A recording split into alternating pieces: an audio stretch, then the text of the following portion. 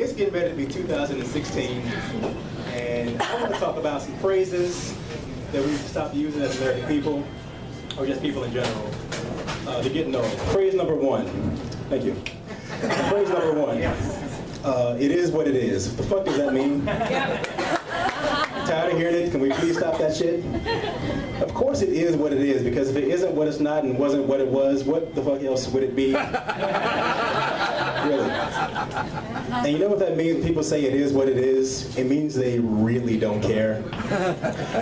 Like, what if the doctor said that about me when he was delivering me? It's like, doctor, is it a boy or a girl? Oh, well, you know, here's what it is. It's black and it's yours. Just, take it, you know. Fellas, we couldn't say that at the altar, could we? You know. Marcus, do you take Keisha to be your lawfully wedded? I mean, it is what it is, I guess. You know. Fuck it, you know, I guess I do. Ladies, what if you said that to us during a proposal and shit? Darling, you are the love of my life. Will you marry me? It's what it is. Phrase number two. Once you go black, you'll never go back. Can we please kill that shit? It's not true. Surprise. I used to be with a white woman who's now married to a white man. So there. Okay? Now, when he kisses her, he is tasting a mouthful of Marcus. But point is, she went back to white. And what happens when Obama leaves office? We can't use that phrase anymore.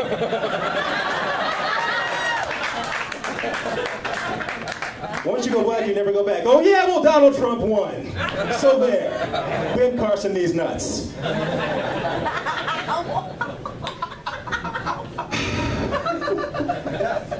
Phrase number three. God don't like ugly. You know why we need to stop using God don't like ugly? Because too many ugly people are saying it. You ever watch somebody ugly say God don't like ugly? You know, God don't like ugly. Then be quiet. If God don't like ugly, shouldn't you keep a low profile? I'm just saying. Just an idea. Watching somebody ugly say God don't like ugly is like watching Kanye say he doesn't like leftovers.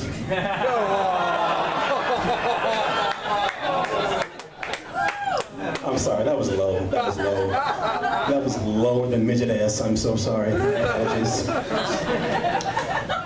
I thought I had more phrases to talk about, but, you know, it is what it is.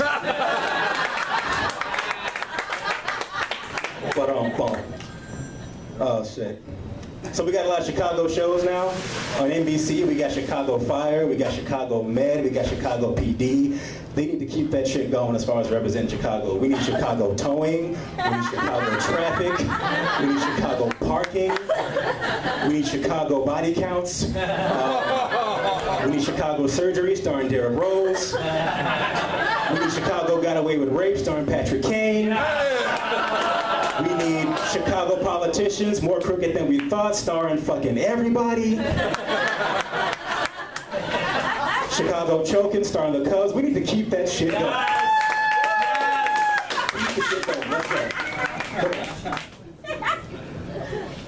Oh yeah, you know what? There is another phrase. Fellas, you've heard this before.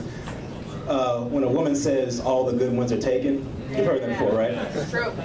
Ladies, let me put this out there. All the good ones are not taken. They just don't like you like that. I can't walk into a car dealership and look at all the cars that I can't afford and be like, man, all the good ones are taken. They're not, I'm just broke. These cars are not attracted to my income, you feel me?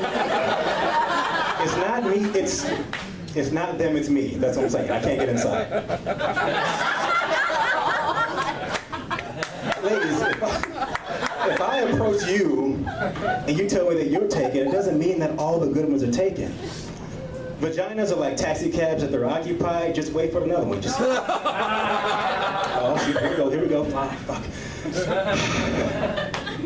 What? So I'm a big fan of Walt Disney movies. I know I watch Walt Disney movies. And one of my favorite Walt Disney movies of all time is Beauty and the Beast. It's one of the greats. But it's funny what you think about when you're older and watching Beauty and the Beast as an adult. Because I'm watching Beauty and the Beast actually this morning, and I'm looking at it, I'm like, Belle was a gold digger, and Mrs. Potts was a hoe. Hear me out. And the thing is, Belle told you she was a gold digger 2 minutes into the movie. I want much more than this provincial life, which means this pussy costs money. These country niggas are broke, I need the rich dick. That's what that meant. She didn't reject Gaston because he was rude and conceited. He lived in a log cabin. But when she met the Beast was rude, the Beast was conceited, but the Beast had a motherfucking castle. Belle looked around, I could enjoy getting fucked in this castle. Wow. Got fucking talking clocks and talking candles running around, no problem. No problem. It's a castle. We can work something out. And did anybody else notice this? At the end of the movie, Beauty and the Beast, when the spell was broken, everybody went back to normal. Did anybody else notice that Mrs. Potts was like 70? And her son, Chip, was what, 5? Yeah. Who was she fucking? Who went raw on Mrs. Potts? Like, when I was a kid, I got used to Mrs. Potts being a pot, so I thought she fucked a bowl, and that's where Chip came from, but I was wrong. And I don't know if y'all know this, I did the research. Mrs. Potts had 12 kids. I'm not gonna look it up on Wikipedia. She had 12 kids, 12 different daddies. Mrs. Potts was passing that pussy out like Halloween candy. 4. Tale as old as time. We know, Mrs. Potts. Yes, we do. Oh, shit. So Ronda Rousey got knocked the fuck out. She was arrogant, so hey man, she had it coming. She wouldn't touch gloves, swinging at the weigh-ins, talking shit, so she had it coming. But actually after the fight, man, I felt kind of bad because, you know, her face looked like she was dating an NFL player. Damn.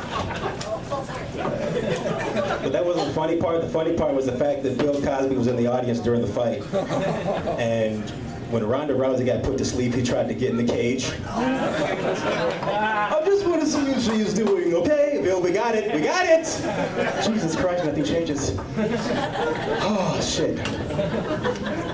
All right, that's a minute. That's my time. You guys take care, all right? Take care.